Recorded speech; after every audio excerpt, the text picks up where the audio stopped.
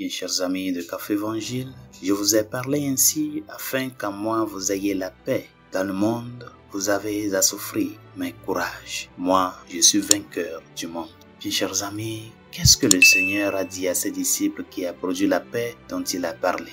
Il se réfère en particulier à l'ensemble de son discours de la dernière scène que nous venons de lire. Les paroles prononcées tout au long de ce discours sont destinées à donner aux disciples et à nous-mêmes du courage et la capacité de vaincre les difficultés que nous impose le monde. Et tout au long de son discours, le Seigneur met l'accent sur l'unité qu'il a avec son Père et sur le fait que si nous restons unis à Jésus, nous serons également unis au Père. Il parle de lui-même comme étant la vigne et de nous comme étant les sarments qui doivent rester fermement attachés à Jésus. Il a dit que cela n'était possible que par la puissance à venir du Saint-Esprit qu'il enverra. Il a parlé de la haine que le monde éprouve pour tous ceux qui restent fermement ancrés dans la vérité. Par conséquent, si vous cherchez à rester profondément enracinés dans le Christ, rempli du Saint-Esprit et séparés des tromperies du monde séculier et non chrétien, alors le Seigneur vous parle clairement. Dans le passage ci-dessus, Jésus identifie un don qui nous aidera dans ce voyage. Ce don particulier est le don de sa paix. La paix est la capacité de rester calme, concentré au milieu de tous les problèmes que nous rencontrons.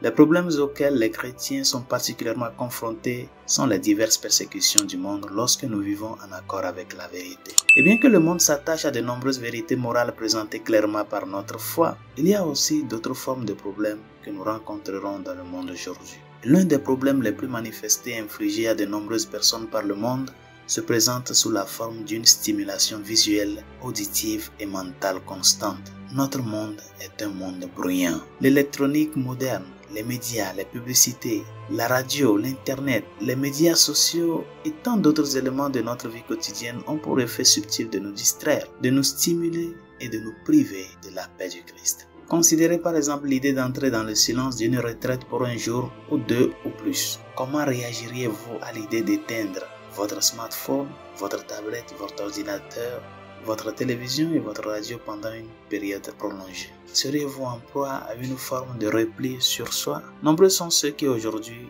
trouveraient cela difficile. La raison en est que la paix dont parle le Seigneur s'estompe lentement dans la vie de beaucoup.